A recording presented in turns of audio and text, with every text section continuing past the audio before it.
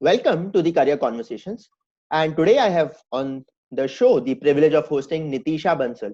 So, Nitisha stands in terms of the example being a chartered accountant who's stormed into the storied world of the MBB, the McKinsey and BCGs of the world. And she's been an outstanding student all through her life. If you look at her 10, 12, and then she's got a rank in all three levels of CA. So I'm sure she's going to share some critical insights with us. So welcome to the show, Nitisha. And Thanks a lot. Thanks for having me. sure, we're going to learn a lot from you. So first of all, I mean, in terms of your schooling from Uttarakhand, tell us about your family, your schooling, your key takeaways from schooling, and how did this whole thing come around? Sure. So I come from Haldwani. That's a small town in Uttarakhand. I come from a family of four. My mom, dad, me, and my brother.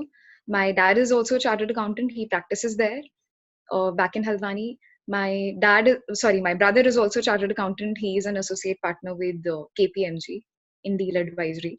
So I guess I had enough motivation to do what I did in my career. Uh, in terms of my schooling, my academics had been good since early age. I performed good in all my classes in my subjects. I also was very active in the extracurricular community in my school. I used to be into music and dance. I did my diploma in Kathak dancing. So I was very sure that those are some 2, 3 areas which I have to focus on so that I find my own little small world, small group of friends, which is very different from my conventional day to day life, because that used to be the source of joy for me all the time. So I was active into that part also, the leadership positions in school. So all in all, it was a very good experience, and I think I evolved a lot as a person, and I understood more about myself, that what's my entire learning process, what works for me, what doesn't. It's the first step when you actually can gauge your strengths and where do you stand amongst people. So it was amazing. And so in Nainital, like, is the atta somewhere different? So you don't consume the normal Ashirwad atta or something in terms of having such wonderful academics. If you have to say that, I'll have to say that atta is very different in a lot of cities across India, because there are a lot of students who have been able to achieve this remarkable, whatever, like lines of success in their lives. So it's just about the students, it's about the family, it's about how committed you are. So yeah, it all boils down to that. Okay, so one interesting thing that you recently shared with me just before this interview was that when you got into BCom, so DU had moved into a 4-year system, and then in spite of having the marks for SRCC, you got into correspondence. So a lot of students have this dilemma that if they opt for correspondence BCom, will that impair their success in the CA, and especially if they go for an MBA? So will that correspondence BCom also count? So what's your take on that? See, that's a very, very valid question. I would say it was 2013 when I cleared my class 12th, and I had good grades and the best 4 marks to get into the best college, be it SRCC. And as you mentioned, that year DU came up with a 4-year undergraduate program, which was later rolled back in like another 8, 9 months. But by then, I had made a decision for myself that I do not want to spend my years at that time in BCom, and I wanted to directly start with my articleship because I was very clear that I want to do my master's. So I was like, let me do my CA and then I'll go for my master's, and it shouldn't be a problem. But the point that you mentioned around, does it become any hindrance while you're going for your masters or even for your articleship? Because a lot of people think that if you want to do your articleship from big fours, then you would need like graduation from the best colleges, and the corresponding thing won't work. I think it's something that you have to balance. So because I knew that I'm not doing college and I wasn't keen on doing it either back then, I was very sure that I have to come up with amazing grades in my CPT and IPCC, because it has to compensate. I cannot really say that I won't do college and all those things in your resume are not there, right? Because suddenly those clubs, those societies, and the different fests that you get to be a part of, you get to organize those economic quizzes and everything all around, the entire story around the college life, that is somehow removed from your resume. So to make up for that, you need to do something really amazing in your exams, in your academics, in CPT and IPCC. So I was very driven and I was sure that I want to bag ranks in both of them to make up for not doing college. But then that wasn't a burden at all.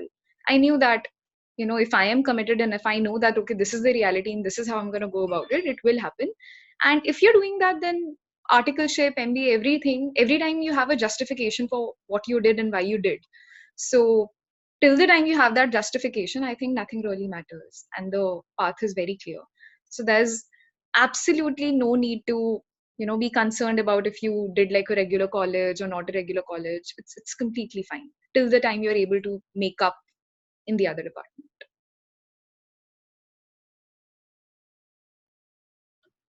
Then the triplets ranks in CA, All India 9, All India 12, especially in the final after your articleship with EY. So how did you manage that? And so a lot of people again have this belief that if they're doing an articleship in a big four, the kind of work experience it has is good, but the hectic part of that work experience will jeopardize your CA final. So what is your take on that? um so I would say that it's very very important to get a good articleship. uh, Rather, like people who do dummy, or they say that okay, we'll go to a small firm wherein we only have to invest like a small portion of the day in work. That's a very wrong convention, because it's very important for you to evolve as a person in those 3 years, right? Even if after CA finals you end up bagging a rank by reading all those books, who's going to take you at a good job in a good company? Till the time you are not groomed as an individual, you do not have that personality which actually, like, amazes people all around, which only comes from good articleship, good company, good clients that you have served. So that notion of taking a dummy, or like, taking it lightly, that in my views is very wrong. And if I talk about big four, if I talk about my articleship from EY, then in all possibility, in all the ways, it actually helped me to bag a rank. Because it is so rigorous, as you mentioned, it is actually rigorous. And it is like, okay, you have a steerco next day, you just have like some 6-7 hours in your hand, and still you have to come up with a document, right? So you deal with that pressure all around. You know how to come up with an answer even if you do not really have an answer, right? So you try to learn all those tactics. You try to like cool down your mind that even if you do not have anything in hand, but okay, I have 10 hours, I will do something about it. Nothing is going to go wrong, and ultimately it's going to be fine, because it has to be fine. So that confidence that you get to deal with scarcity of time, or maybe ambiguity around things, uncertainty in all forms, that all comes from a very, very, very good articleship. So I think EY in all forms and shapes, it helped me, and it is a very big component in actually contributing to this AIR 12 that I got. And in terms of the like series of ranks that you talked about, I think the biggest driver is the aim, that you actually have to think about it. You have to say this to yourself that okay, this is going to happen to me. And as I mentioned before, a part of that drive also came from knowing the reality, and acknowledging it, that I did not do my college, or the regular college, and I will have to make up for it by doing something amazing here.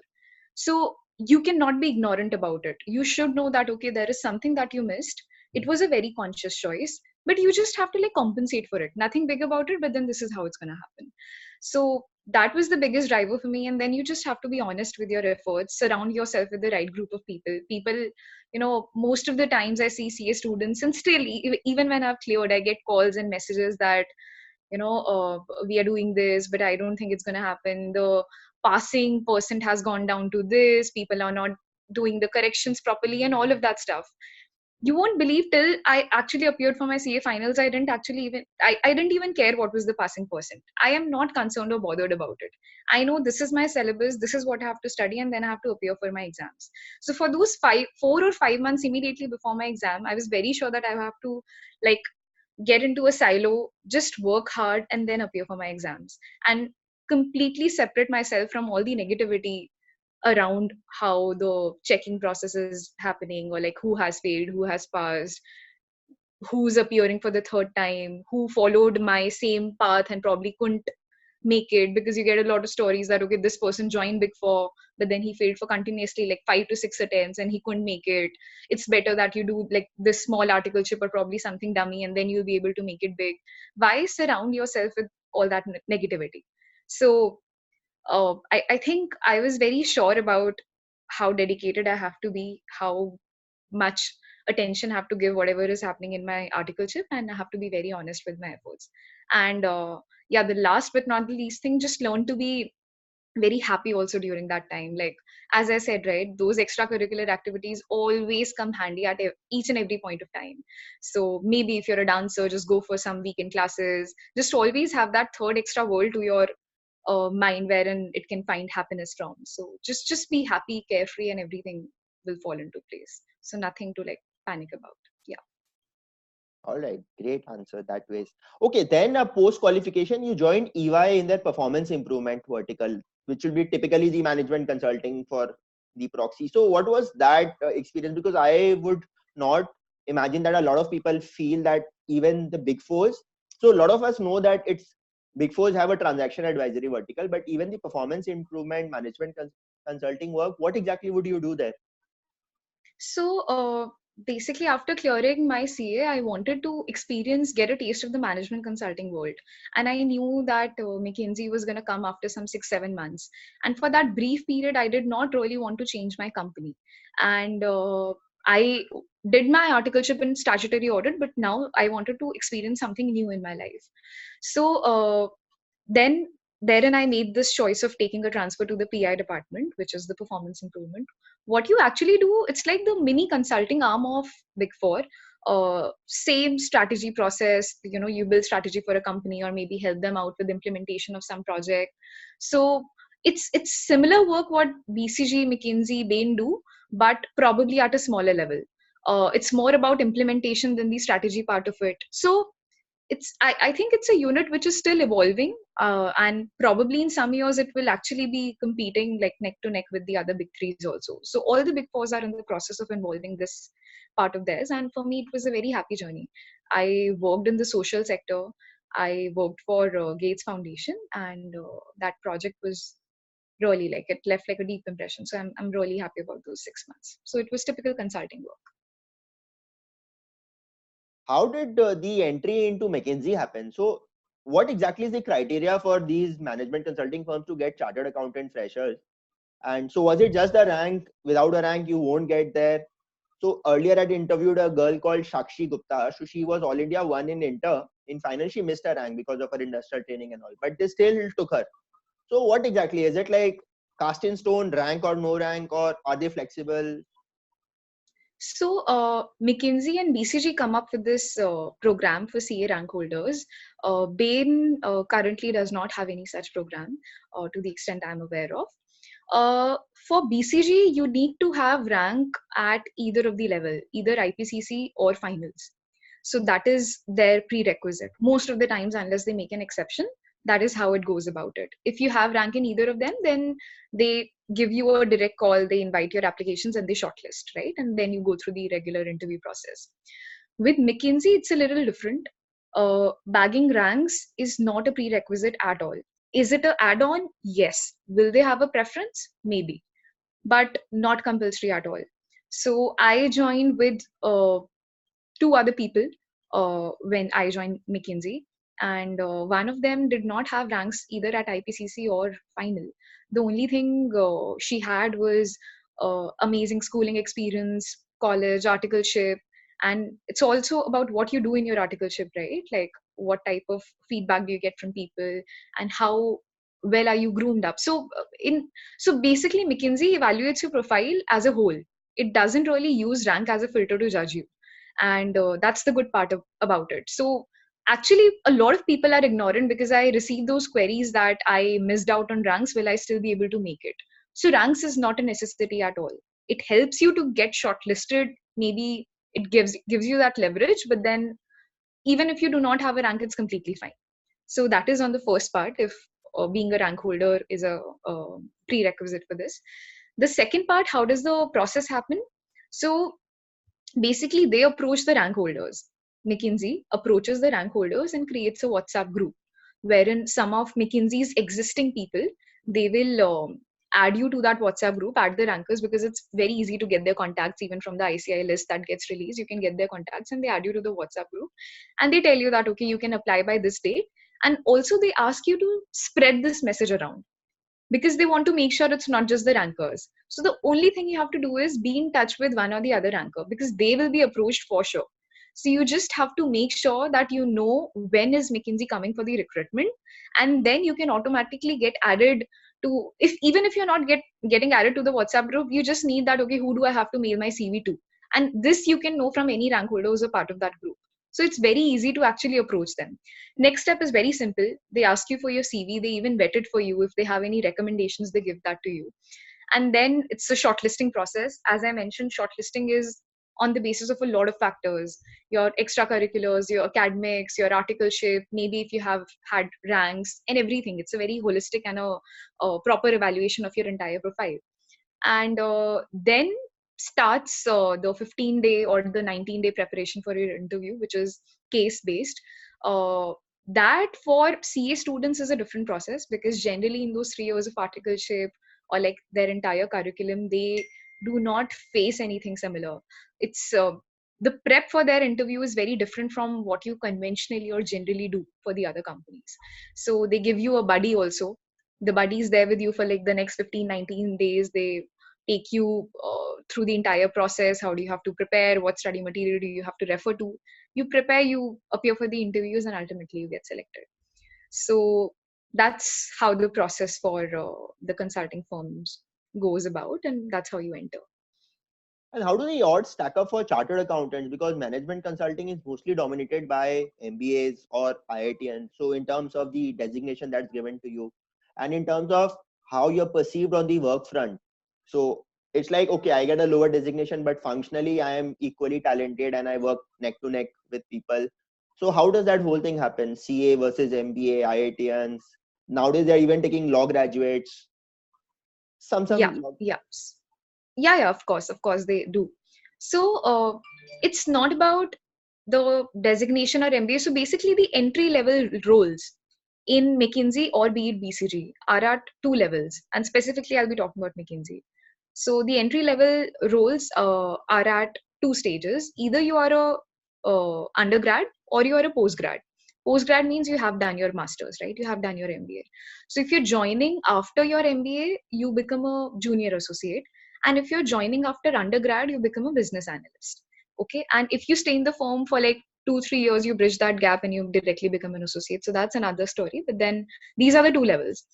So post MBA, obviously you join as junior associate. But if you haven't done your MBA, then even if you are a doctor, you are a law student, you are an IITian, you are a CA, irrespective of did you do your graduation or not, like correspondence, regular, whatever, any vocation that you can think of, but if you haven't done your masters, you're a business analyst. So it's the same uniform role for everyone that you join in, right? And I think, um, so basically people come here for the experience of it and actually building their profile for their MBA or whatever they want to do in their future. So it's not about the money, it's not about the designation, it's just about that after my undergrad role, I'm getting this role at McKinsey, and I know that if I survive in this role, I will be able to do my masters from the best of the colleges around the world. That is the initiative, that is the motivation, and that is the trigger for people who actually join at this role. So to answer your question, where do MBAs get placed, where do IITians get placed? So that's the thing, either you're a postgrad or you're an undergrad. If you're an undergrad, you're all at the same position, but it's a highly coveted and a very it's a very blessed role to be in, if you talk about the work and if you talk about the future opportunities that come towards, because for your masters you're just guaranteed the best of the best. So that's about it. So I think, yeah, so one trend that is now emerging, which I'm seeing, is that people are not just looking at IIMs in India or an ISB for their MBA. So the world of Wharton, Harvard, Stanford, INSEAD, that, so we also interviewed some people like from INSEAD and all. And the other interesting takeaway is that CA is a bachelor's degree of sorts and MBA only is considered as master's. Yeah, I mean, see, after CA also people go for their MBA, right? So, Huh. I mean, I mean, I understand your point that you're saying that if you talk about IITians or law like grads, they're just out of college, while we have also done our three years of articleship, right? But then if you talk about the professional degree, it's the course that you have completed, right? It's a professional course that you have completed, but it's not masters. So, uh, and especially we mentioned, right, that it's not compulsory to do college, or it's not like, it's not given. You can also do correspondence. So if I talk about myself, at around 17 I joined the CA course. At around 20.5 21 I was a CA. So it's an undergrad only, right? Like, it's your choice. If you want to place those 3 years of college, then do your CA. It is a professional degree, but then it will be wrong on our parts also to ask to get at a level which is equal to the people who have actually already done their masters, because masters come after attaining this professional degree. So I think it's completely fair. And talking about one of the questions that you mentioned, what are the odds stacked against CAs? I think nowadays, and especially since past couple of years, management consulting firms are very, very eager to hire CAs, because they are not exactly freshers. Like, they have those 3 years of articleship wherein they had faced clients independently. They knew how to work in corporates vis-a-vis the engineers who have just who come with like some months of their summer internship, but not like living in the corporate environment day in day out. So I think if like more than anything, it's a leverage that you get if you're a CA. You understand numbers better, little parts of modeling, the ROI, the investments, the whole strategy around it, which is used a lot in these management consulting firms. I think you have a very good grasp on it, and CA students are anyway preferred for that matter. So it's a very good role for CA students to aspire for. And what is your typical day at work? The kind of projects that do you do? Working hours, is it like two shifts, 9 to 6, and then again 9 to 6? Always, you're always traveling. So tell us about that. Uh, so working hours are not fixed, and that's the beauty of this job. There are no working hours defined. There is no thumb in, thumb out that happens. No one's keeping a record of when did you come, when did you not come, when were you late. Because this is an organization wherein you have to be self motivated. You have to be self governed also. There is no one keeping a check on you. Okay, there are managers, there are EMs and EPs who can ask you that, okay, what about that work, what about this work?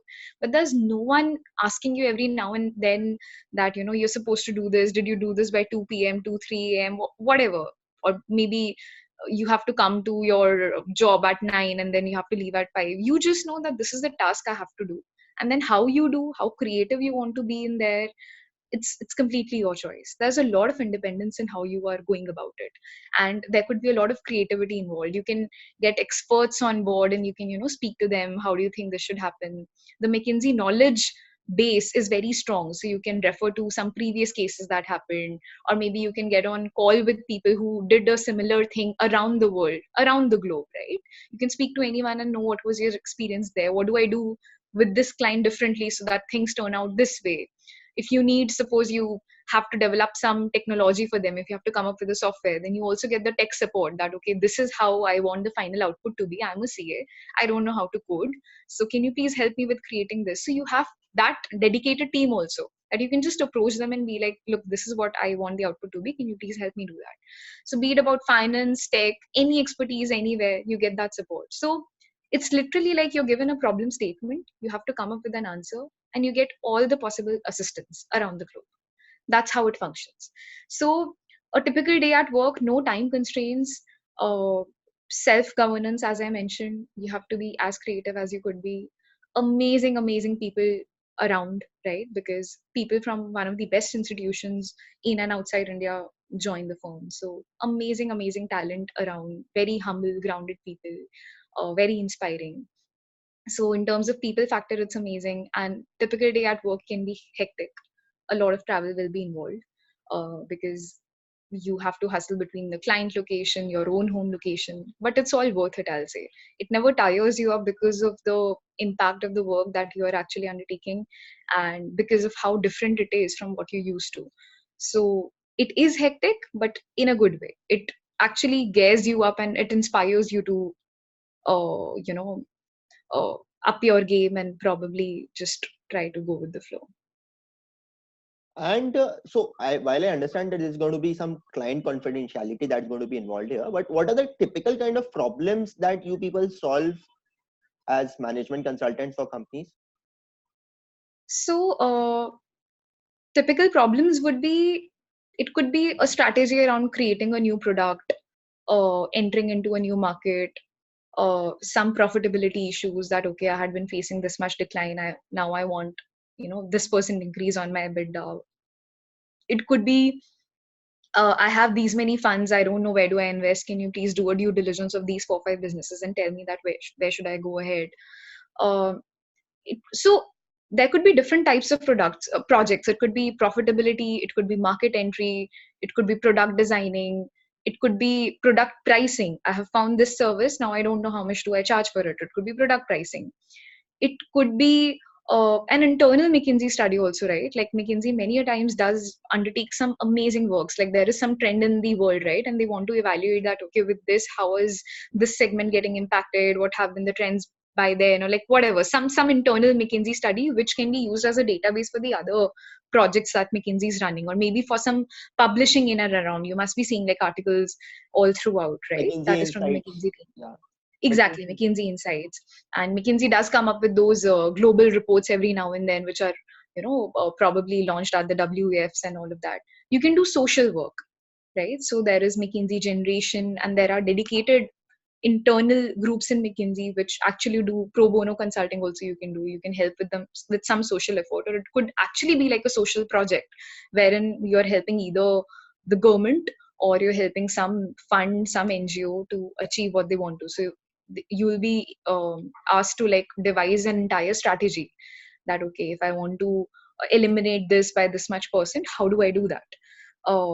And it is across the geographies, right? So it's not just India. If I know that there is some problem in the US office that I'm really keen on, so I'll speak to the people there and I can take a mobility. So it's never restricted to one place. So McKinsey is one company, and it links and brings people together in such a beautiful way that location is never a constraint. So if there is study in Africa around some like development or something, and I'm really eager towards doing something for the social welfare, something for the society, I can like call up that particular study partner, try to like leverage my links here and there, and try to get a position in that project. So in that way, it gives you amazing projects, options, and across different lengths and breadths of the industry. There is just no end to it. So Wow. So you explained it in such a tantalizing manner that one is actually getting tempted that yes, one should go and work in McKinsey. So I would also roll back into life and say, okay, I want to restart my career in McKinsey. All right. So and now, the most beautiful part of it, because I just got reminded when you asked about the levels, right? That the MBAs get hired at the junior associate and the undergrads. There is no hierarchy. That's the most beautiful part of it. So if we are so there's a team of like say 4 5 people, then everyone will be an associate. Once you're inside the firm, maybe only your pay and your promotions us time pe probably you'll be asked of those levels. But apart from that, you're just an associate, right? You're an associate who has been given his own problem statement and you're working towards solving that. There is no hierarchy in the system. You do not have to like you will not be reporting to the other person because he's like 2 years old in the firm, or like he has an MBA or something like that. It won't be that he's valued more than you. So that's not the case at all. It's very unconventional, and it's just one problem that you're as a group trying to solve. So in terms of thoughts, in terms of how much importance or weightage you're giving to perspectives and opinions of each other, therein there is no designation. You are just free people. I can go any day to my partner and tell that, I think this should be the case, and you'll be like, yeah, go for it. So it's very open that way. oh, so you No can approach reporting. partners.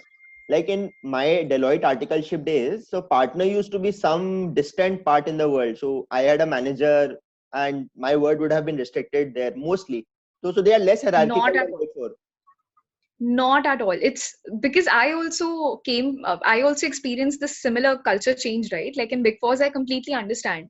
You hardly get to see the partners only in those reviews. That too, you're sitting in for that 1 hour in the room, and you're like being very conscious of whatever you are seeing. You're not being that open, that frank. You're not sharing your life thoughts unless you actually, especially book an appointment, and you just get those 5 minutes to share what you want to. Like it's a very restricted environment, and you mostly end up being friends max with your manager, right? Here, it's very different. So as I said, anytime you can actually like, probably set, obviously they will be busy. They are super busy people, but then they are so frank, you can open up in front of them. And they're young people, right? They're just like what, 32, 33. That's the average age of the partner, like 32, 33, 34. You're already a partner. The youngest partner was 28 years old. So there are no specific timelines suggested that you have to serve at one position for these many minimum years and then you're promoted. If you're good, and they appreciate that, right? So the partners also come from that mentality when they're really inspired, young, and they have also climbed the same ladder. Lateral hiring is really less, so they have also been through the same positions. They know exactly what you're thinking. And especially for the business analysts, they are at their undergrad role. They receive the maximum amount of pampering in the firm, I guess, like the warmth, the love that they receive from the senior people, because they know that they have just entered this world and it's new to them. So they teach us even more. They're very frank. It's all like fun around. You share with them your life stories, what happened in breakfast this morning. It's very cool in that matter. It's you can actually open up completely and you can ask them for their experiences, and not just with the partner from your study or your engagement, even the other partners in the firm, their doors are always open. So it's, as I mentioned, it's a very closely knit organization. Everyone is always there for the other person. You just have to find the right way of doing it. That's it. And now, what is your plans on the MBA front? You'll do it from India, abroad, when? GMAT, CAT? So yeah, of course. So I just completed 1 year at McKinsey, and I would want to take experience for another, say, 2 years, 2.5 years before I go for my MBA. I want to do MBA from abroad. I have my target schools in mind, so I'm trying to just prepare my profile accordingly. And I'm still like trying to explore new areas. Like this was McKinsey, I explored one particular segment or the other industry. There is so much more to learn. So I want to be very well informed before I go for my MBA. So I never really believed in immediately completing your professional degree and then going for your MBA. I think I should have like a lot of experience before I go there so that I can gain more. And I am still figuring out what do I exactly want to do in these 2-3 years. Maybe I stay with McKinsey. Maybe if I find my interest in like some particular area, I might switch to that. So that I'm still figuring out. But as of now, I'm like really happy working here, and I just want to like build up my profile, gain a lot of experience, speak to amazing people around, build that connections, work across different industries. There's so much more to do here. Like there's so much, and you just never know when to stop. Like it's every study is a new problem to solve, and you are never bored out of it. So yeah, I have to do my masters. That's for sure. That was the first reason why I did not complete my undergrad, because I was like, I want to do CA and then I'll be doing my master's. So that's a thing that I definitely want to do, but somewhere 2 years down the line and from abroad. And the other things, what do you do for fun? What's your fitness mantra? The two questions that I always Uh, ask.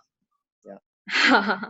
so if you talk about what do I do for fun, as I mentioned, I used to be a lot engaged in dance and music activities. So whenever I think that okay, there is time, I try to enroll myself for some of the other dance courses. Um, I'm learning to play guitar. I used to play piano and I'm learning guitar, so I try to like build my own small circle therein. We do not get a lot of time to be able to get regular with the weekdays, so there's some of the other class that I try to take in the weekends, over the weekends. And for fitness mantra, I don't think it'll be right if I say that okay, this is what I do and I would want everyone to get inspired by this, because I am also like really struggling to get that part. But then I feel that there are three things that I'm really trying to build on. And probably that really helps. The first one is reading, right? A lot of reading, because that's for your mental fitness. It just makes you a more calm, relaxed, informed person, and it just gives you that stability in life. I think the people who are avid readers, they have that look on their face, like you can say that he's a very uh, calm person. You're very it comes across very naturally, and I always envied that. I always had a thing for that I have to become that person. So I'm deliberately trying to read a lot, as much as I can do, but I don't still think that I'm there. I'm still in the process of building that. Second, as I said, I do not do that already, but I am making attempts to reach there. Like 30-minute workout every day. Like if you want to run, you run. You want to do yoga, meditation, whatever you want to do, but you should do that. Those 30 minutes are very important, and it's like no excuses. Should be able to like take that out from your life. So it's very important, and it's a given that you have to do. And the third thing, I think it's very important for you to be a little spiritually connected also. Um, so basically by this I mean some sort of meditation thing, like this thing I just started, and I think it's panning out really well. Because in the ever changing world, and especially in this age group of 20 to 28, when you are so concerned about what is happening, what you want to do. That friend of mine, he's here now, he's going to go there. Am I going to go here? Am I going to go there? There's so much of uncertainty all around. If even if you're doing the best that you could do, even if you're already at the best place, you still see another thing, you still have another stories. So you want to reach at a point when you're just not impacted. You just take inspiration, but you do not in your mind keep on juggling thoughts that, okay, was that right? Should I be doing this? Should I be doing that? But you should learn to appreciate where you are and enjoy that space. That's very important for people all around. So I think that can come through some form of meditation or some other exercise that you're fond of, but then that connect to your soul is very important. I know I might be sounding like very grandma types here, but then I just realized like a couple of months back, it was my mom telling all this to me, and I just realized it's way too important. It's said, it's heard around, but it's very undermined. People do not realize the importance of it. You pick up the biographies of any successful people in the world, and you'll see that there is dedicated time going for this meditation, yoga, taking care of your health, your body, your mind, and your soul all together. So it's super important. We should not just neglect this for your work or like whatever, which I was doing at a point of time, because the shift happened and the life was hectic. But then I just cannot appreciate it enough that since the time I've started, it's amazing. So yeah, I think everyone should try hands on that. So then, so we've heard a very good part of your life. When was it that your stock hit a 52-week low? So you also had those moments of despair, anxiety, and bhai kya ho raha hai, Nitisha, this is not done, aisa nahi hona chahiye, etc. And then how did you overcome that? Yeah, there were a lot of low points. Um, so immediately before my CA finals, right? So no, even before that. So when I made this choice of like not doing regular college, then there were some challenges around it as well. Sometimes people just think that, okay, maybe your grades weren't good enough, and there you're standing with your mark sheet that, look, no, I had everything. So you just have to like learn to deal with it. That, okay, I just don't care and let my results speak for myself. You'll see in a couple of years, right? Then you talk about immediately before my CA finals. So after that journey is over, now I'm sitting, I'm speaking to you. I'm like, okay, EY articleship is amazing. It helped me and everything. But then while I was going through the process, I thought that I'm failing these exams. I haven't studied a word. And this is the story, right? 5 6 months before my 5 6 months before my exams, because you get like a study leave of 5 months. And I knew I haven't read a single word. I haven't attended one class. Uh, I don't have any notes. I don't know what are you going to do. So those moments were always there. It's just you overcome by telling yourself ki it'll be fine. As I said, right, with articleship, there were times when in an hour you have to give a presentation to partner, you're not ready with it, but you still come out with something. So these were those things that help you overcome कि पहले हो गया तो आगे भी कुछ ना कुछ हो जाएगा. And then it's your determination, and it's very important to do that reality check, take stock of what is real and not living in your own dreams.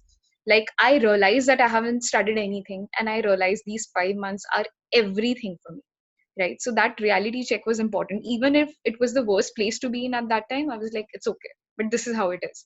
So I need to study for these many hours for these many days if I have to make it. So that's stock check and acknowledging the position where you are and being fine with it. I think that's the key. Then even after doing CA, it wasn't that I bagged a rank because I wanted to get into some management consulting firm and then go for my MBA. That was never the thing. I didn't even know these roles exist. So in that way, I don't know if I was ignorant or was the community not that interactive or did I not speak to a lot of people. But I didn't even know that these roles existed. After clearing CA, when I started getting calls from these companies for their leadership programs, be it the ABG, HUL, Reckitt, and these have their leadership programs for their rankers. Then you get calls from BCG, McKinsey for their consulting roles, right? So only then I realized that okay, some form of this exists. So there was a lot of moments of like. When you're super confused, those moments come a lot immediately after you qualify because you do not know what do you choose. There are so many opportunities around and you don't know what do you make your career in. Then even after joining McKinsey, it was a big step. Initially maybe you face problems in coping up. Everyone around is so good, so amazing. You do not know how to match to their level. Sometimes some people are so amazing and maybe you take that on yourself, that how do I groom up so quickly, how do I learn to be this person, that person, how do I inculcate that activity. So those moments every time come, and that's where this thing came in, this meditation thing that I talked about. Because there are always amazing people around. There will be people who have maybe more amazing stories than you. If you are ranked 12, there will be people who have bagged rank 1. So you can't be that person who's always bothered by the fact that how come I also worked this hard but then this person has mastered it and he has been able to grab that position. You cannot be that person. You'll have to be very happy with whatever you're doing because that's probably the best for you. So I used to get bothered a lot that okay, rank 12, but why not rank 9? Why not single digit? So I I just believe that that's very important, and that's how I cope up. I just take a reality check. I speak to my family. I get like I just try to engross myself in a lot of other activities. I take a break, and then I come out very strongly. Like I will do very dedicated, honest efforts. Honesty is super important. Honest efforts toward whatever I want to do. So that's how it works for me. Then the final question. So, Nitisha, you've been kind enough to share a wonderful sequence of events in your story. Your final word of advice to aspirants who really want to do well in their careers, be it CA, MBA, or any youngster. I think dream big, okay, and be unconventional. You do not have to follow someone's story. Uh, because world will accept you even if you haven't followed the very typical track. It is completely fine. So have that appetite for taking challenges. uh, be very dedicated, committed, and honest with your efforts. uh, Always find some passion in your life which is very different from the normal conventional worlds that you're leading in. That will be your happy place, Hamisha. And I think the last and the very important thing is just be happy, be a happy person. People do not appreciate that enough, but it's a very important thing. Like if someone's meeting you for 2 minutes, then he should go back with an answer that this person has such amazing and good and positive vibes all around. So just be a smiling, happy, carefree person who has a very positive outlook in life. I know it's easier said than done, but then start with a deliberate attempt to be just happy with whatever is happening around. Do not panic with few things going wrong here and there, because I speak to a lot of people. I see they are so troubled with whatever is happening, this and that. Life is very short. Just be happy. So there has to be a balance of all the four. Like you have to aim, you have to be committed, but at the same time be happy. Just chill and relax and be calm. That's so wonderful. So I would honestly say that I have not really come across youngsters who are as calm and composed as you are, that clarity of thought. So I'm going to take classes on meditation from you immediately after this interview. And After I'm done with mine. But yeah.